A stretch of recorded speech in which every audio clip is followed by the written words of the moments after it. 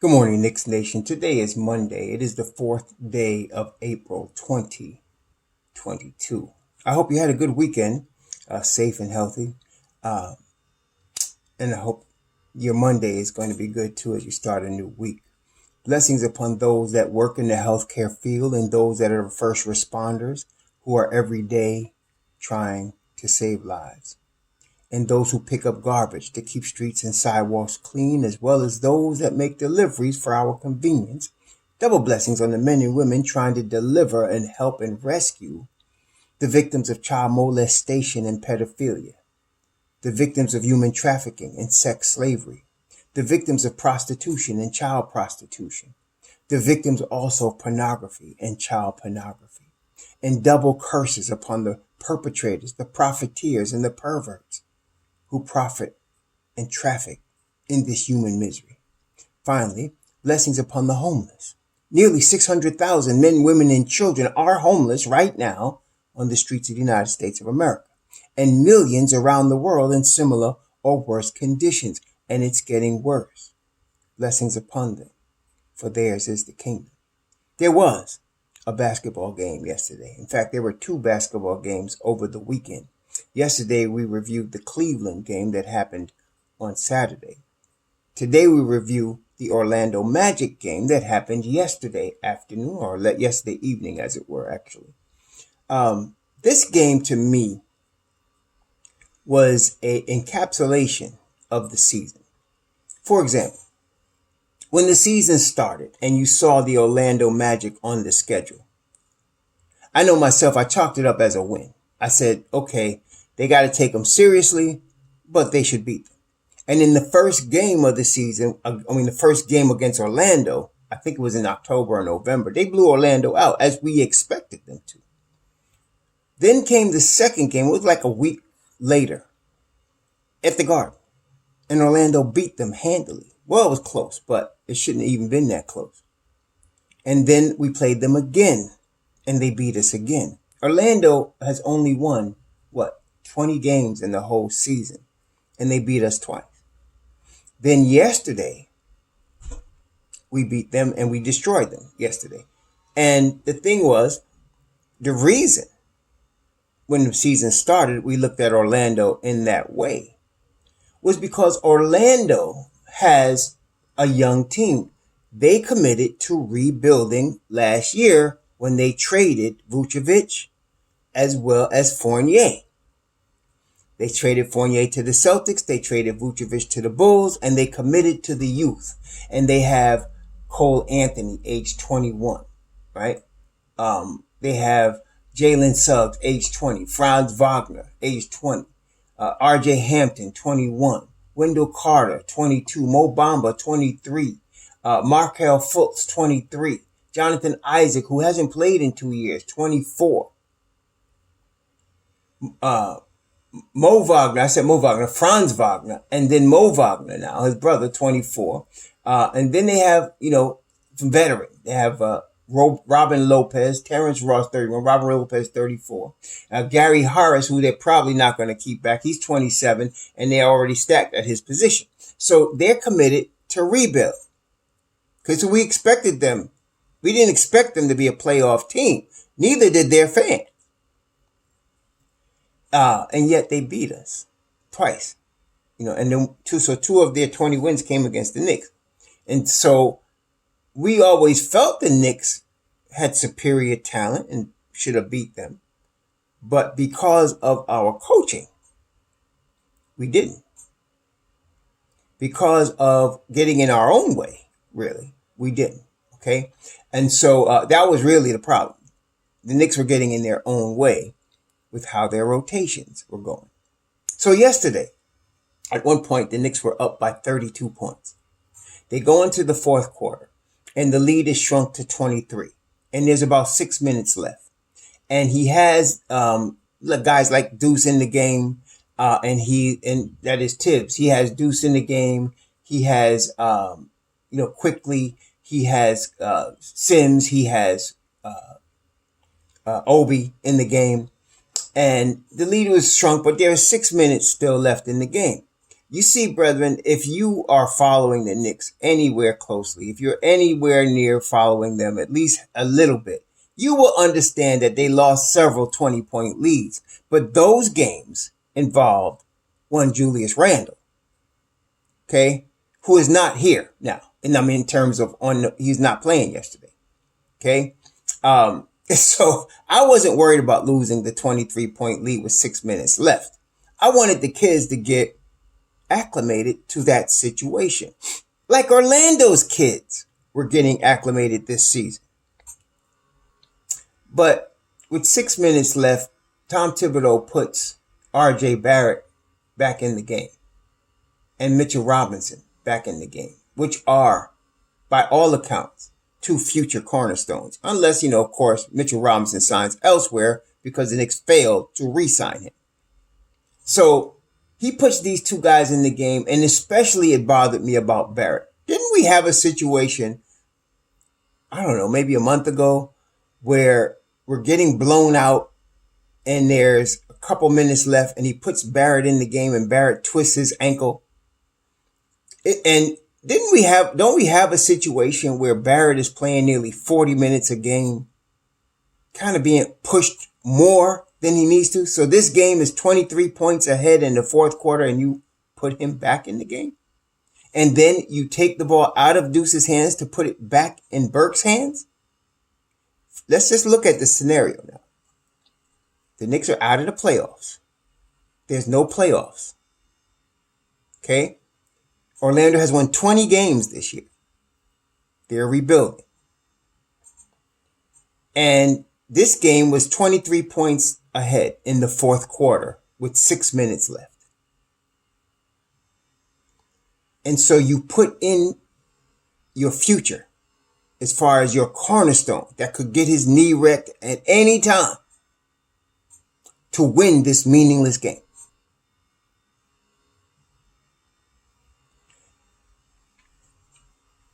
I am really tired of Tom Thibodeau. He has really, I really did not expect to get to this point with him. But this is ridiculous. That was totally ridiculous. Then he went and he was talking about, you guys are always talking about who needs minutes. And the thing is, if you really listen to the media, even the guys that are on the beat that ask Thibodeau, they don't ask him about minutes that much. It's us fans that are pushing forward that narrative that he needs to give younger guys like Deuce more minutes, right? We've been pushing for Sims to get minutes, and he's getting them now because now they understand they're going to probably lose Mitchell Robinson. I mean, it's a 50% chance. And so he started off, waxing about you guys, but you got to understand how the unit works. And I'm thinking to myself, wait, does this fool realize we're 35 and 44? Like, what unit works well? And then yesterday I mentioned to you, look, I didn't put it in there. I got to put it in there. I got to do it today. In fact, let me do it right now. I'm going to pull up Basketball Reference. I'm going to pull up Basketball Reference, basketballreference.com. I meant to do it yesterday. I was too busy yesterday. I meant to do it yesterday. And I want to show y'all, I'm going to show y'all the minutes distribution from this season. So if you look at the minutes, under the area where it says roster and stats, and then you click on more 20, 21, 22 Knicks pages. And under that area, you'll see lineups. Click on lineups. In fact, I'm going to put that in the description box. I meant to do it yesterday. But when you look at lineups and you look at regular season, they'll show you the 5-man combinations, the 4-man combinations, the 3-man combinations, and the 2-man combinations. And it'll show you their plus minus. And in this season, the minutes were evenly distributed by far, like 400 plus minutes for each squad between Barrett, Fournier, Randle, Robinson, and Kemba Walker, and then Barrett, Burks, Fournier, Randle, and Robinson. Evenly distributed. The rest of the combinations got no more than 90 minutes together for the whole season. So basically, he played 2 lineups the whole season. And he's telling us that we have to look at how the unit performs. Well, the unit performed to the tune of 35 and 44. Okay? And he's telling us we're complaining about minutes when he sees the unit has to be able to perform together and people have to execute. Yet his team is 35 and 44. This kills me. I'm listening to him and I'm like, what planet? Really, I'm serious. What planet is he on? I mean, is he all there mentally? I'm just wondering, because how do you get this? So yesterday, they blew out the Magic. Obi Toppin scores 20 points, 8 boards, 3 assists, a block. He played a really good game, right, yesterday. And Emmanuel Quickly gets a triple-double. And we've been saying, like I said, some of y'all missing this point. You keep wanting to bring up Emmanuel Quickley's not a point guard. I know he's not a point guard, but he's 22. And he's one of the future of the Knicks. And even if you don't believe he's a point guard, he should be playing more minutes at point guard than Alec Burks is. That's the point. Okay? He should be playing more minutes at point, especially now, since we've been eliminated from playoff contention. It makes absolutely no sense to play Alec Burks another minute at the point guard spot. I'm saying you don't play him. He could be on the wing, but not at the point guard. Not right now. And why is it that all of us in Knicks Nation, and I mean all of us in Knicks Nation, know that we need a point guard? Know that we need one. And that the announcers are even saying, I'm listening to the Orlando announcers yesterday, and they said the Knicks are playing, their starting 5 doesn't have a point guard. That's what they said. That's how they started. Tom Thibodeau's going without a point guard. Why is it everybody knows that except him? So again, they blow out. So Obi gets 20. IQ gets 20 points, 10 assists, 10 rebounds. Tremendous game, man. He played a really, really good game. No doubt. Okay. He plays 34 minutes. Obi Toppin plays 35 minutes. Mitchell Robinson plays 29. Burks plays 33. Fournier plays 15. Barrett plays 33 and scores 27. As you expect. Barrett was inefficient from the field. 3 of 9 from 3, 9 of 20 from the field. But, like I said, I would shut RJ down right now. There's no need to play him right now. You know what you got in him. You know he's going to work hard. He's the future. But not this guy. He's not going to do that. He's not going to do that. You're not going to see IQ starting at point guard and playing the game at point guard. You're going to see the same lineup for the last 3 games. And I hope it's the last 3 games that Tom Thibodeau's on the sidelines. I'm finished with this guy. Okay, so, and then I believe, again, what you're seeing from Obi over these last few games that he's had the chance to start and play serious starter minutes. I think that's going to be his norm, going forward. Especially like you notice he produces when he's playing with Emmanuel Quickly. And of course, him and Emmanuel Quickly, spend a lot of time. They admit they spend a lot of time together, working out together, getting to know each other's moves, and so they're comfortable together. But not only that, Emmanuel Quickly's closer to a point guard than Alec Burks is. And even though Quickly, one of the reasons I will say that he's not a point guard is because he does, aside from Obi, he misses other players when they're open. And the reason is because he's looking for his own shot because he's a natural scorer. Okay. That's why I say he's not a point guard. But it's not, to me, not worth debating and arguing about whether he is or not. At this point, he should be playing all the time. Okay. And with Obi playing with a guy that's looking for him when he's running the floor. Because if you remember last year when we had Elfrid Payton, Obi would be running the floor and not get the ball, right? Even in the limited minutes, he'd outrun everybody down the floor and be open, and a point guard would see him, and if it was one, and get him the basketball. But that wasn't happening. And then this year, with Kemba, he got a little bit, but with D Rose is where he really, flourishes, because D Rose is a point guard. But now you see him playing with Quickly, who has a rapport with him, and Quickly's looking for him, understanding that he's going to outrun everybody down the floor and see him, and he always gets one or two dunks like that a game. And like I said, one of the hallmarks of a winning team, one of the small little details, is to get a couple of easy baskets. The more easy baskets you can get, the better your chance of winning, and along other things. So that's, important. And then yesterday, Mitchell Robinson, 10 boards, 5 blocks. And you're going to say, I've had people give me all kinds, he's not that good, or he was drafted in the second round, and no, he shouldn't be overpaid. And some of you have, some of this is really sick, because he's going to go to another team and do this, and they're going to go and they're going to win, whoever team he goes to. Okay. And you're going to say, man, he used to be with the Knicks. I hope they re-sign him. I mean, to me, all the way till July 1st, they got a chance to re-sign him. I hope they re-sign him, because it would be, to me, and I love Leon Rose. I'm the one coined the term the Don. I love Leon Rose. I think he's smart, but it's a fireable offense to draft a boy, develop him 4 years, and watch him turn into this. And he still got more upside at age 24, and you let him walk away for nothing. It was bad enough that Frank Ntilikina, even though we didn't plan on playing him, obviously, as you look back now, you drafted him at 8. And you didn't get anything, a second round pick, nothing. And then at least Kevin Knox, they drafted him at 9, and they got Cam Reddish, which that was a tremendous move right there. Tremendous move to me. You got a big upgrade with Cam Reddish. But to let Mitchell Robinson walk and not get anything, I'm sorry. That's bad. Very bad.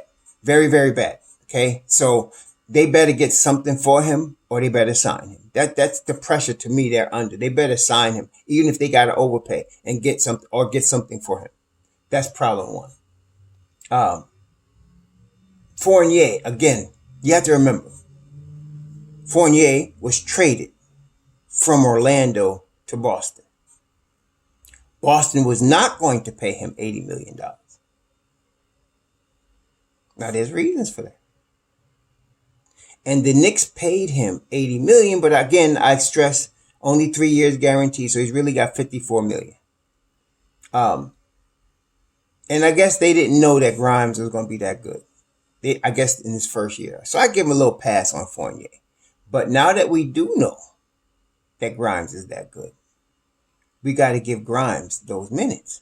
Right? I mean, I'm just saying right now, I'm going into next season. I want Grimes at that spot, and I want him getting 30 minutes a game. Or Cam, either one. Start one of them. Okay? And this coach would not do that. He's seeing the game.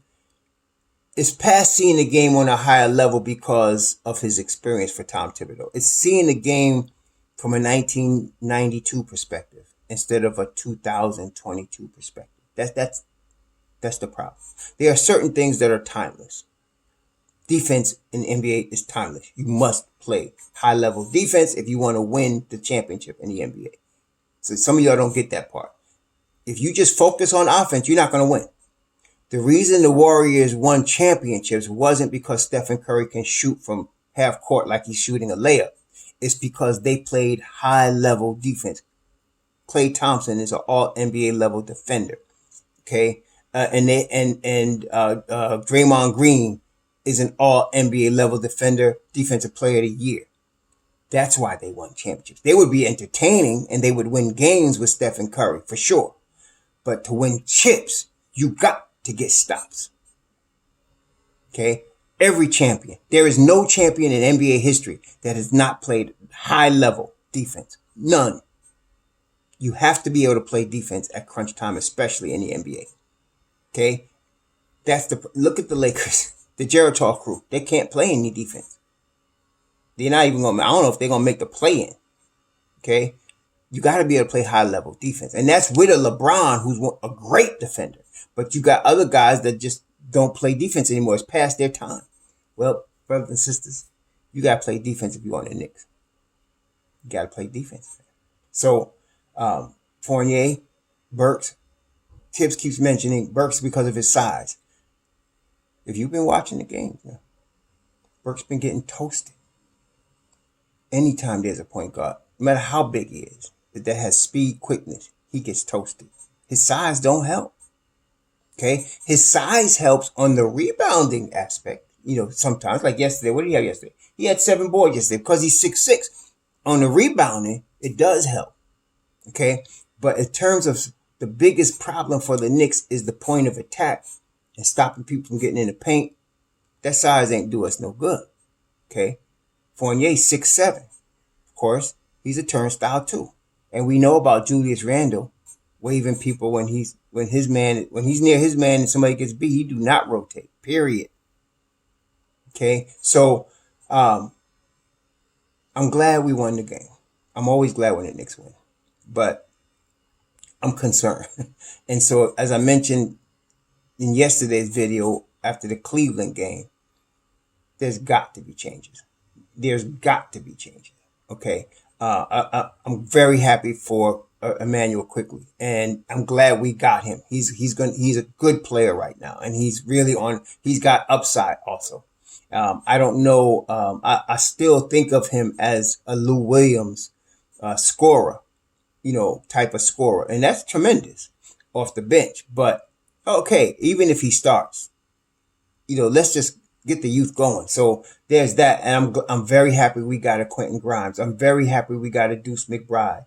I'm very happy we got R.J. Barrett and Obi Toppin and Mitchell Robinson for now. I want to get rid of these vets, and I'm going to discuss Dyson Daniels probably for tomorrow's video. I did do some research on him over the weekend. A lot of y'all are yelling about Caleb Love because you see him in the finals. Every year there's a guy that comes from nowhere and makes his career, in the NCAA tournament. This year is Caleb Love. That's what he did. If you look at Caleb Love, prior to this, he wasn't even in the top 60 as far as players. He's still a second round pick right now. Right, so y'all should just cool your jets a little bit. I understand the boy playing his butt off of this tournament. He's playing the game of his life right now. That's tremendous. But in terms of a long-term prospect for the NBA, he's a prospect, but he worked his way to get into the second round because he wasn't even going to be drafted. Okay, that's the way it was with him.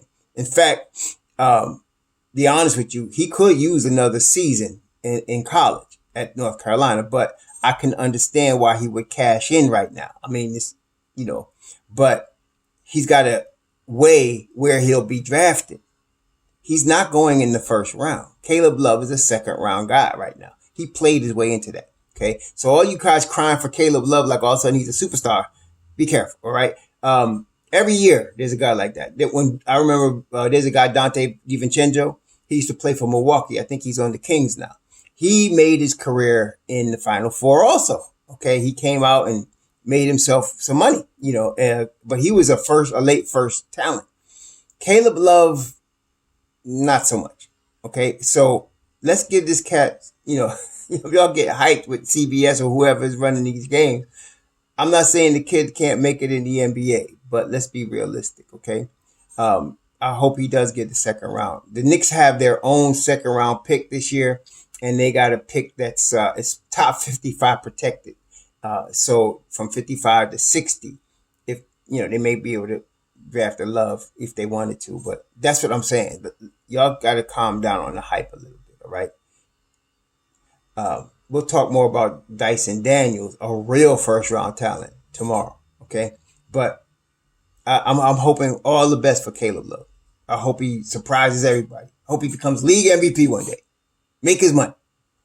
But there's too many players in this draft that I would draft. And this is not a strong draft, but there's too many players in this draft. Even if the Knicks are in the 12th spot, which they are right now, there are too many players I would take before Caleb Love. Yeah, too many. So that's what I'm saying to you. There's just too many better prospects for the Knicks.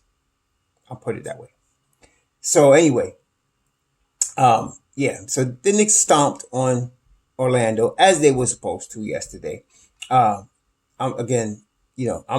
excited, but I'm sad too because of the way Thibodeau is doing this. and that we only have 3 games left. We have Wednesday, Friday, and then the final game on Sunday at the Garden against Toronto. I think that was a game that was postponed earlier because of the COVID. And so they're going to play that final game next Sunday. I hate this time of the year. The Knicks are out of the playoffs and we're at the end of the season. So there'll be no more games and we got to look forward to the draft. And we got to see other teams, especially it's going to be frustrating this year because I see other teams that we really should be able to play with. And we're not there.